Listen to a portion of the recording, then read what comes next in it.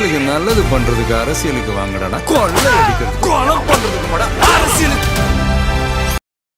விஜய் அவர்கள் நேற்றைக்கு திருச்சியில வந்து மனு தாக்கல் பண்ணிக்கிறா பல மனுஷன் பார்த்துருக்குறீங்க.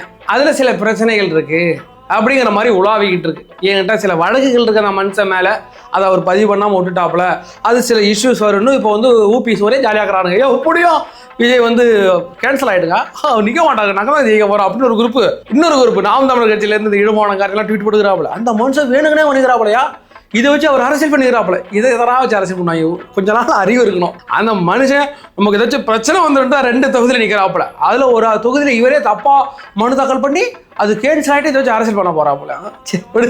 அப்படியாக ஒரு விஷயம் ஒன்று பரவிட்டு இருக்கு. அதற்கு பிறகு உதயநிதி ஸ்டாலின் அந்த மனுஷன் தான் பொண்டாட்டிக்கும் பிள்ளைக்கும் கணக்கு தூக்குறாப்புல, அம்மாவுக்கு கணக்கு தூக்குறாப்புல, 10 கோடி ரூபா கணக்கு தூக்குறாப்புல. அந்த மனுஷன் முதல்ல ஸ்டாலின் 10,000 கையில காசு இருக்குது. ஊர்ல உள்ள பொம்பளைக்கு 5,000 போன மட்டும் மனுஷன், அந்த மனுஷன் கையில 10,000 தான் காசுக்குதே.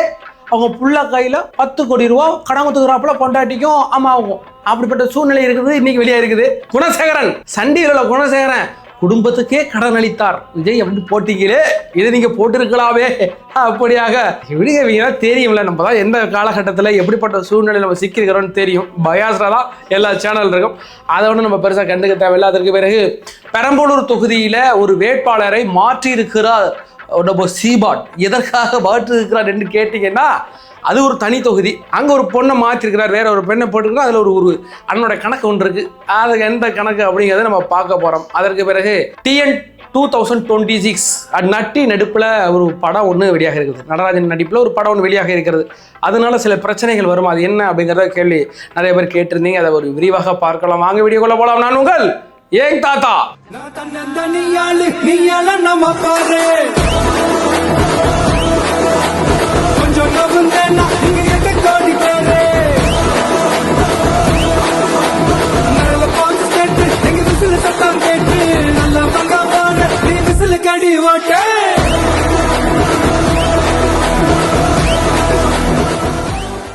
எங்களோட வீடியோக்குள்ள நீங்கள் கடந்த காலமாக பார்த்துக்கிட்டே இருக்கிறீங்க, யாரும் சப்ஸ்கிரைப் பண்ணுறது இல்லை அப்படின்னு ஒரு கம்ப்ளைண்ட் வந்திருக்குது. ப்ளீஸ் சப்ஸ்கிரைப் பண்ணுங்க, அதுக்கு பிறகு லைக் பண்ணுங்கள், ஷேர் பண்ணுங்கள், ஒரு தாழ்மையான கருத்துக்களை கமெண்ட் பண்ணி வைங்க. அதற்கு பிறகு டைம் வளர்த்த வேண்டாம் நினைக்கிறேன். வாங்க நம்ம டீட்டெயிலாக ட்ரெய்லரை டிகோடிங் பண்ணுவோம். அதாவது 2026 TN அப்படின்ற ஒரு ட்ரெய்லர் ஒன்று பார்த்தோம். நட்டி நடராஜன் நடிப்பில் வந்திருக்கு. நட்டி நடராஜன் யாருன்னு பார்த்தீங்கன்னா விஜய்க்கு ஒரு நண்பர், பல இடங்களில் அவர் என்னுடைய நண்பருங்க அப்படின்னு சொல்லியிருக்கிறார். அதனால அந்த மனுஷனை பற்றி ஒன்று பிரச்சனை வைங்களேன். பட் இந்த கதையை தேர்ந்தெடுத்து நடிச்சிருக்கிறாருன்னா அது ஒரு காரணம் இருக்குது, நம்ம பிறகு பார்ப்போம். அதற்கு பிறகு இந்த படத்தை இயக்கிய இயக்குனர் உமாபதி தம்பிராமையா, தம்பிராமையாவோட பையன், நடிகர் அர்ஜுனோட மருமவன், அர்ஜுனோட பொண்ணோட புருஷன், நீங்கள் எப்படினாலும் வச்சுக்கலாம், அதை வச்சுக்கலாம்.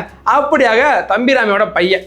அந்த தம்பிராமையோட பையனும் தம்பிராமையாவும் யாருன்னு பார்க்கணும். இவங்க வந்து பிஜேபி லாபி. அர்ஜுனும் சரி, அவங்க பொண்ணு எடுத்தவங்க, அவங்க சொந்தம் தான் சம்மந்தி இம்மந்தி, பொண்ணு கொடுத்தவன் எடுத்தவன் எல்லாம் பிஜேபி லாபின்னு வச்சுக்கலாம். ஏற்கனவே தம்பிராமையா எனக்கு அண்ணாமலை ரொம்ப பிடிக்கும், அவர் தமிழ்நாட்டின் சிஎம்மா வந்தால் நல்லா இருக்கும் அப்படின்னு ஒரு மனுஷன் சொல்லிக்கிறாப்புல. எல்லாம் பிஜேபி லாபி. அதுக்கு பிறகு இந்த படத்தை தயாரிக்கிற ஒரு ஆள் கண்ணன் ரவி. அந்த கண்ணன் ரவி ஏன்னு பார்த்தீங்கன்னா முழுக்க ஊப்பி 200 ஊப்பி, ஆனால் கோடிக்கணக்கில் பணம் வச்சுக்கிறாப்புல, ஆனால் 200 ஊப்பின்னு வச்சுங்களேன். அவர் கடந்த காலகட்டங்களில் 2018 to 19 அந்த காலகட்டம் எலெக்ஷன் வந்துச்சு இல்லை, அந்த எலெக்ஷன் அப்போ திமுகவுக்கு 25 லட்சம் ரூபா ஃபண்டு பண்ணிக்கிறாப்புல, காசு கொடுத்துக்கிறாப்புல. இந்த ஜெயிச்சுக்கோ, நீங்கள் ஜெயிச்சு வாங்க, தமிழ்நாட்டை நாசமாக பண்ணுங்க அப்படின்னு காசு கொடுத்த மனுஷன் தான் அந்த கண்ணன் ரவி. அதற்கு பிறகு அவருடைய நிறைய வீடியோக்கெல்லாம் பார்த்தோம். சொம்படிச்சுட்டுக்கிறாப்புல. யாருக்கு? நம்ம துரைமுருகன், சாட்ட துரைமுருகன் கிடையாது, இங்கே திமுகவுடைய பொதுச் செயலாளராக இருக்கிற துரைமுருகனுக்கும் நிறைய அவர்களுக்கு சொம்படிச்சுக்கிட்டு இருக்கிற பார்த்தோம். துரைமுருகன் ஐயாவுக்கு அவருக்கு எனக்கும் உள்ள ஒரு நட்பு, பாசம், பந்தம் இது வெளியில் சொல்ல முடியாது. அதுக்கு பிறகு இந்த டிடிடின்னு ஒரு படம் வந்துச்சுல்ல, ஜீவன் நடித்த படம், அந்த படத்தையும் அவர் தான் தயாரிச்சிருந்தார். அதுலேயும் நம்ம அன்பில் மகேஷை வச்சு நம்ம ஓட்டிருந்தார். ஃபாலோ பண்ணுங்கடா, கண்டிஷன்ஸாக ஃபாலோ பண்ணுங்கடான்னு சொன்ன கேட்டீங்களாடான்னு அவர் அந்த டைலாக்கும் வச்சிருந்தார்.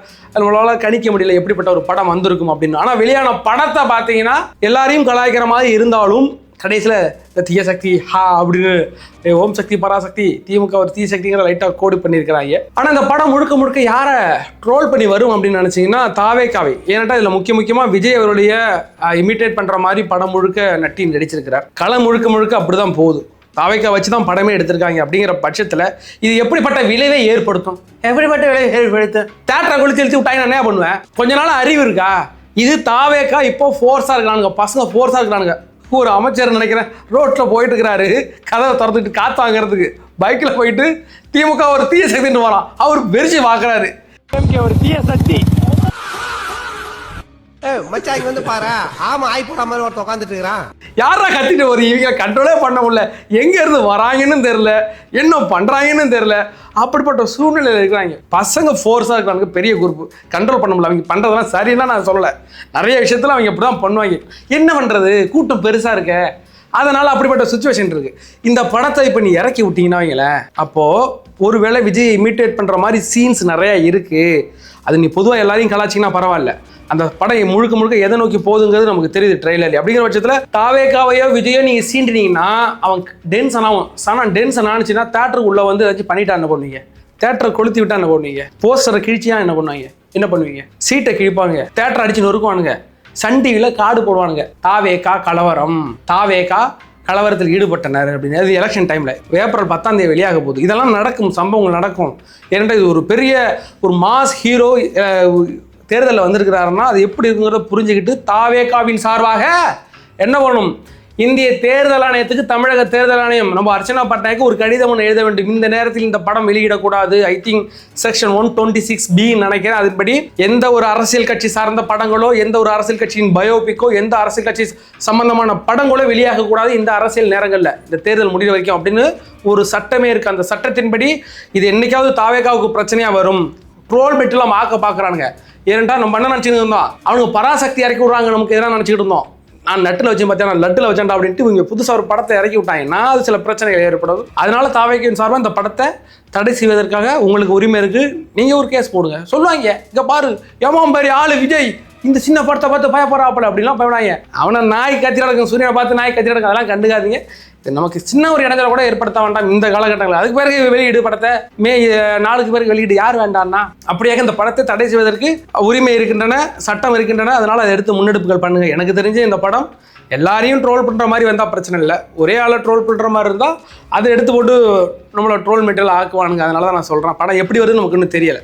கதைக்களம் அப்படி அமைகிறது. அதில் வந்து நம்ம ராமையா வந்து நம்மளோட புஷி ஆனந்த கெட்டப்புலையும், அதுக்கு பிறகு MS பாஸ்கர் செங்கோட்டையன் கெட்டப்புலையும், அது மாதிரி நிறைய சிம்டம்ஸ் இருக்கிறது. அதுக்கு ஒரு தீகா மூக்கான ஒரு கட்சி ஒன்று இருக்குது. அதெல்லாம் எதை காமிக்குது, சீமான் மாதிரியான ஒரு கேரக்டர் வந்துட்டு போதுன்னு வைங்களேன், அது நமக்கு தேவை கிடையாது. படம் இப்படி தான் நகருகிறது. அப்படி இருக்கிற பட்சத்தில் இதை தடை செய்வது மிக நல்லது. அதற்கு பிறகு விஜய் அவர்கள் மீது வழக்கு இருக்குது, 2 வழக்கு இருக்குது அப்படிங்கிறத இப்போ பார்த்தோம், சொல்லியிருந்தோம். திருச்சி கிழக்கில் நேற்றுக்கு மனுஷன் வந்து பண்ணிக்கிறாப்புல, என்ன பண்ணிக்கிறாப்புல, வேட்புமனு தாக்கல் பண்ணிக்கிறாப்புல. இதே ஏற்கனவே எங்கே பண்ணியிருந்தாப்புல, பெரம்பலூரில் பண்ணியிருந்தாப்புல. அப்போ எந்த வழக்கும் விஜய் அவர்கள் மீது இல்லை, குற்ற வழக்குகள் இல்லை அப்படின்னு தான் பதிவு பண்ணியிருந்தாப்புல. இப்போ வந்து 2 வழக்குகள் இருக்குது அப்படின்னு பதிவு பண்ணியிருக்கிறார். இது ஒரு பிரச்சனைகளை ஏற்படுத்துமா அப்படின்னு கேட்டிங்கன்னா அதை பார்ப்போம். இந்த 2ஆவதா ஒரு வழக்கு இருக்குல்ல, அந்த 2ஆவதா உள்ள வழக்கு எப்போ பதியப்பட்டதுன்னா, அந்த மனுஷன் பெரம்பலூரில் போயிட்டு அந்த அபிடவிட் தாக்கல் பண்ணிட்டு வெளியில் வந்ததுக்கு பிறகு அந்த குளத்தூர் சைடில் தான் அந்த வழக்கு பதியப்பட்டது. அதை திருச்சி கிழக்கில் பண்ணுறாருல, அங்கே பதிஞ்சிட்டார். இப்போ 2 வழக்கு இருக்குல்ல, அந்த வழக்கு 2025 அக்டோபர் மாதம் எங்கே மதுரை மாநாட்டில் விட்டு திமுகவை பிறந்தெடுத்துக்கிட்டு இருந்தாப்புல இல்லை, அப்போ போட்ட வழக்கு ஒரு 5 பிரிவில் வழக்கு பதிவு செய்தார்கள். அதாவது சட்டவிரோதமாக கூடுதல், அளவுக்கு மீறி வாகனத்தை நீங்கள் அலோவ் பண்ணியிருக்கீங்க, கேட்ட நேரத்தை விட அதிகமாக நீங்கள் பண்ணியிருக்கீங்க, அப்படி பண்ணி ஒரு 5 வழக்கு போட்டாங்க. எங்களுக்கு சொல்ல வேணும் சித்தரிக்கிறதுக்கு. அது என்னன்னா அந்த மேட்டரை விஜயகாந்துக்கே கொண்டு வரல, கேஸை போட்டு வச்சுக்கிட்டாங்க. நாளைக்கு எது பிரச்சனை வந்தால் நம்ம கேஸ் போட்டோன்னு சொல்லிக்கலாங்க அப்படின்னு போட்டு வச்சுருந்துக்கிறாங்க. விஜய்க்கு அது மூலமாக சம்மன் வழங்கப்படவில்லை, அவருக்கு தெரிவிக்கப்படவில்லை, நமக்கே தெரியாது. நமக்கே இப்போதான் தெரியும், மதுரை மாநாடப்போ வழக்கு போட்டிருக்காங்கிறது நமக்கு இப்போதான் தெரியும். அதனால விஜய் அவர்கள் அதுக்கு அவருக்கு தெரியாது. நாளை பிரச்சனை ஆகும்னா இது பிரச்சனையாக வாய்ப்புகள் இருக்கு. விஜய் அவர்கள் தவறாக கொடுத்திருக்கிறார். நம்ம ஏற்கனவே சொன்னோம்ல, சங்கீதாவுக்கு ஒரு கடன் கொடுத்துருக்காரு. அந்த சங்கீதா அவர்கள் திடீர்னு வந்து இல்லைங்க நான் கடனே வாங்கலைங்க, ஒருத்தரோட அந்த மனுஷன் கடன் வாங்கல போய் சொல்லியிருக்காருன்னு சொன்னால் விஜய்க்கு பிரச்சனையாக போயிடும். அதெல்லாம் தெரிஞ்சுதான் அவர் போட்டிருக்காரு அப்படின்னு நான் சொன்னல. அதே மாதிரி இந்த விஷயம் விஜய் அவர்களுக்கு தெரியாது. ஒரு பிறகு வர பிரச்சனை வர காலத்தில் விஜய் அவர்கள் ஜெயிச்சதுக்கு பிறகு கூட எதிர்கட்சியில் சேர்ந்தவங்க போயிட்டு கேஸ் போடலாம். கேஸ் போட்டு ஜெயிச்சு போட்டாங்கன்னா 2 வருஷம் ஜெயில் தண்டனை தெரியுமா அந்த வழக்குக்கு? அப்படிப்பட்ட பிரச்சனையும் இருக்கு. ஆனால் விஜய் சைடில் இருந்து எங்களுக்கு தெரிவிக்கப்படலை, போலீஸ் எங்களுக்கு எப்போ சம்மன் கொடுத்தாங்க. அதாவது ஒரு மீது நீங்கள் வழக்கு தொடரப்பட்டது, ஒரு குற்ற வழக்கு பதிவுப்பட்டிருக்குன்னா நீ அந்த மனுஷனுக்கு சொல்லணுமா இல்லையா? வீட்டில் தூங்கி நின்றீங்களோ அப்படிதான் இருக்கும். அதனால இதனால எந்த பிரச்சனையும் வர வாய்ப்பு கிடையாது. அப்படியே இருந்தால் இதை போலீஸ் பக்கம் திருப்பி விட்டு அந்த மனுஷன் 7 years படுத்துருப்பா போல போயா அப்படின்ட்டு. அதற்கு பிறகு உதயநிதியோட அவரோட விடுவிட்டு வந்து தாக்கல் பண்ணதை பார்த்தோம். குடும்பமே ஏழை குடும்பமாக நான் என்ன பண்ணுறது, நான் என்ன பண்ண முடியும்? என்கிட்ட கூட காசு இல்லைங்க, 10 ரூபா வச்சுக்கிறேன் டீ குடிக்கிறதுக்கு, 12 ரூபாய்க்கு விட்டாங்க டீ வேற, நான் என்ன பண்ணுவேன்? குடும்பமே ஏழையாக இருக்கிறாங்கன்னு சொன்னாங்க. அவர் கையில் 10,000 காசு இருக்குது, இந்த அம்மா கையில் 40,000 தான் காசு இருக்குது. குடும்பமே ஒரே ஏழை குடும்பமாக இருக்குனாங்க. தன்னுடைய தாய்க்கும் தாரத்துக்கும் பொண்டாட்டிக்கும் இந்த அம்மாவுக்கும் 10 கோடி ரூபா கடன் கொடுத்துக்கிறாப்புல மனுஷன். 10 கோடி அதனுடைய நிதி நிறுவனத்துக்கு. இப்போ வாங்க, குணசேகரன் சன் டிவியில் குணசேகரன் அயோக்கிய பையன், திருட்டு பையன், மொள்ள மாதிரி பையன், நம்பர் மொள்ளான மாதிரி பையன் தான் இந்த குணசேகரன். நான் ஏன் திட்டுறேன்னா, நான் வந்து ஒரு தவறாவெல்லாம் பேசுகிற ஆளு கிடையாதுலாம் கிடையாது. நான் தவறாக பேசுகிற ஆளு தான் வச்சுங்களேன். நியாயமாக இருக்கணுமா இல்லையா? ஓரளவுக்கு நான் நியாயமாக இருக்கணுமா இல்லையா? நான் தான் சொல்லியிருக்கேன், ஒரு எலெக்ஷன் டைமில் ஒரு அஃபிடவிட் தாக்கல் செய்யும் போது இதெல்லாம் நடைமுறை. தான் பேரில் இவ்வளோ சொத்து இருந்தால் அதை மாற்றி வைக்கிறதெல்லாம் அதெல்லாம் என்னது, ஆடிட்டிங் அண்ட் அக்கௌண்டிங். எதுக்கு? வருமான வரி செலுத்துகிறாங்கல்ல, அதற்காக பிளான் பண்ணுறது, ப்ரிப்பேர் பண்ணுறது. அது எல்லா அரசியல் தலைவர்களும் பண்ணுவாங்க. விஜயும் பண்ணுவார், ஸ்டாலின் பண்ணுவார், எடப்பாடி பண்ணுவார், எல்லாமே பண்ணுவாங்க. சீமான் மட்டும் பண்ண மாட்டார். அவர்லாம் காசே இருக்காது, அவர் கடை வாங்குற ஆள் இல்லை, அதனால் விட்டுருங்க.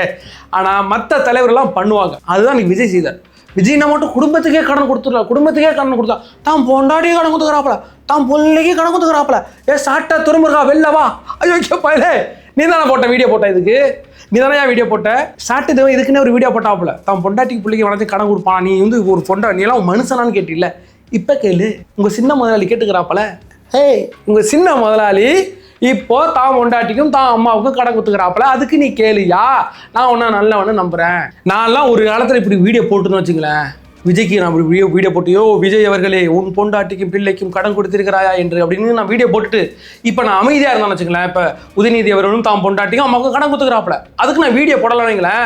1/2 முழம் தான் இந்த கயிறு, 40 ரூபா விற்கிது. 1/2 முழம் வாங்கியாந்து இந்த ஃபேன் ஊக்கில் மாட்டிட்டு தொங்கிடுவேன். ஏன்னா நான் சோத்துல உப்பு போட்டு திங்கிடுவேன். நான் வந்து சாட்டை திரும்புற மாதிரி வயிறு வளர்க்காத ஆள். விஜய்னா மட்டும் உங்களுக்கு எங்கேயா வேத்துக்கிட்டு வருதுன்னு எனக்கு புரியல. விஜய்னா மட்டும் உங்களுக்கு வந்துடும். விஜய் என்ன செய்தாலும் தவறு, விஜய் தாக்கல் பண்ணா தவறு, அதில் குற்றவியல் வழக்கு இருந்துச்சு அதை இது பண்ணலன்னா தவறு, எல்லாமே தவறு. நீங்கள்லாம் தவறு என்று குறிப்பிடுவது சரி, அது தவறு, சரிதான் தவறு. ஆனால் அதே ஒரு எதிர்கட்சியிலேருந்து ஒரு ஆள் வராப்பல, திமுகலேருந்து எவனும் பண்ணால் அது தப்பு கிடையாது. எப்படியா எங்கேயா இருக்கிறீங்க?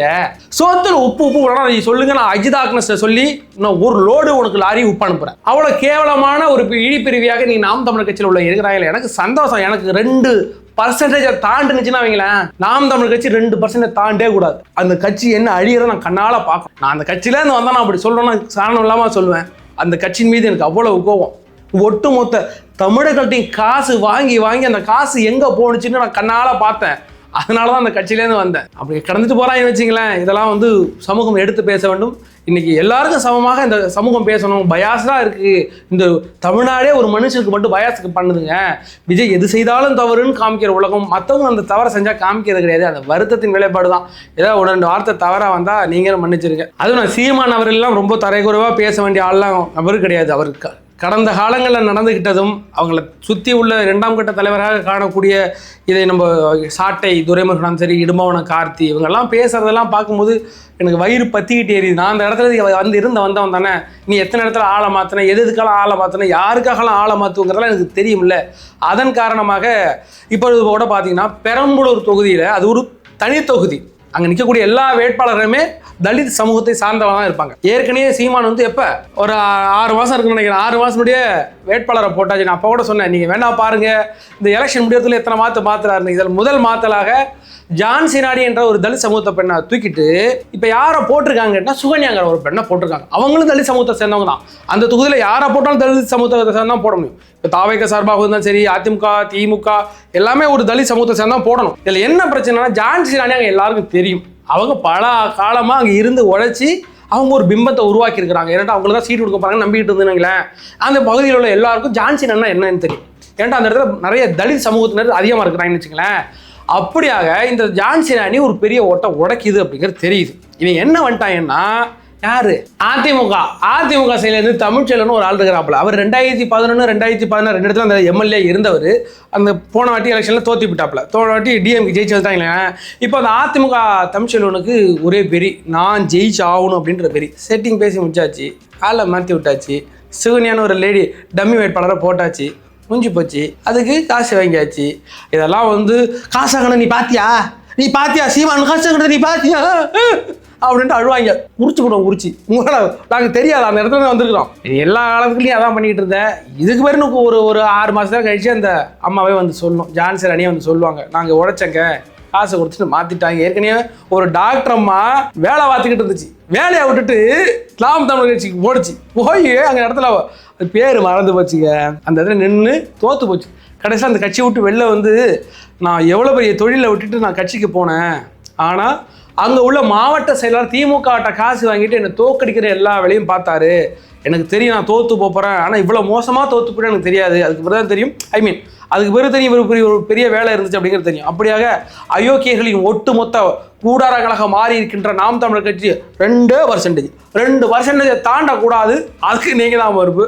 அவங்களுக்கு கடைசி தேர்தலாக இருக்கணும். இதுக்கு பேருக்கு பார்த்துட்டு முடிஞ்ச விஜயோட காலில் வந்து விட்டோம்.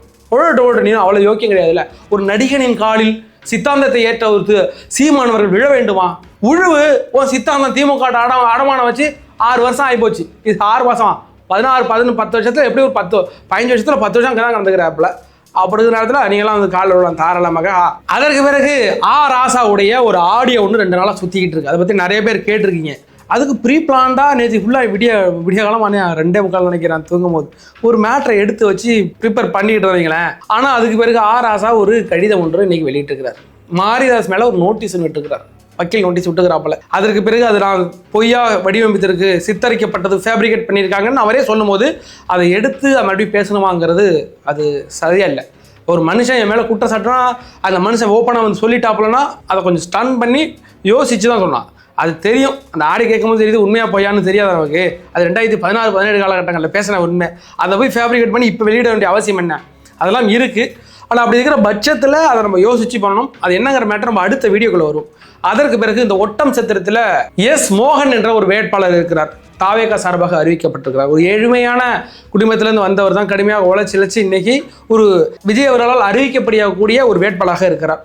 அவருக்கு இந்த ஒற்ற சத்திரத்தில் உள்ளவங்களாம் நீங்கள் பார்த்தீங்கன்னா அவருக்கு பெரிய அளவில் ஆதரவு கொடுங்க. அதற்கு பிறகு நம்ம காரைக்குடி தாவேகா வேட்பாளர் அவர் கண்டிப்பாக ஜெயிச்சிருவாப்புல. இன்னைக்கு காங்கிரஸ் வந்து ஒட்டு மொத்தமாக தலைமொழிக்கிட்டு அவர் தலைமையில் பால் டாக்டர் நம்ம பிரபு டாக்டர் ஊசி போட மாட்டாப்லையா பால் டாக்டருக்கு, அவருக்கு உங்களுடைய ஆதரவும் உங்களுடைய வாக்குகளை நீங்கள் கொடுத்தீங்கன்னா சிறப்பாக இருக்கும். ஏன்னு கேட்டிங்கன்னா அவங்கெல்லாம் களத்திலிருந்து உழைக்கிறாங்கப்பா. நம்ம ஒவ்வொரு வேட்பாளரும் அவங்க மக்கள்கிட்ட கொண்டு சேர்ப்போம். எனக்கு இங்க ஒரு பிரச்சனை, லோக்கல் ஒரு பிரச்சனை அப்படின்னா நம்ம சீமானை தேடி போக முடியாது. அவர் சென்னையில இருப்பாரு. இங்கே வந்து நம்ம இருக்கிற ப்ரொஃபஸரை போய் நம்ம வந்து பார்க்கலாம். நம்ம லோக்கல் இருப்பாரு டாக்டர் வந்து நம்மளுக்கு எப்போ போனாலும் போய் பார்க்கலாம். ஏன்னா இன்னைக்கு அந்த எஸ் மோகன் ஒட்டஞ்சத்திரத்தை அவருக்கு செய்யக்கூடிய இந்த களப்பணியாக இருக்கட்டும், அதற்கு பிறகு நம்மளுடைய பால் டாக்டர் தம்பி அவர் செய்யக்கூடிய களப்பணிகளாக இருக்கட்டும், அதெல்லாம் மக்கள் மத்தியில் கொண்டு சேருங்க. அவர் எப்படிப்பட்ட உழைப்பை கொடுத்துக்கிட்டு இருக்காங்க அப்படிங்கிறத பார்க்கணும்ல. அதற்கு பிறகு நம்ம ஒவ்வொரு வீடியோக்குள்ளேயும் 2 இல்லை 3 சொல்லி ஒரு 234 தொகுதியில் உள்ள வேட்பாளரையும் மக்கள்கிட்ட கொண்டு சேர்ப்பதற்கு நம்ம மூலமாக என்ன பண்ண முடியுமோ பண்ணுவோம். வேற ஒரு வீடியோவில் சந்திக்கும் வரை உங்களிடம் விடைபெறுவது நான் உங்கள் ஏங் தாத்தா.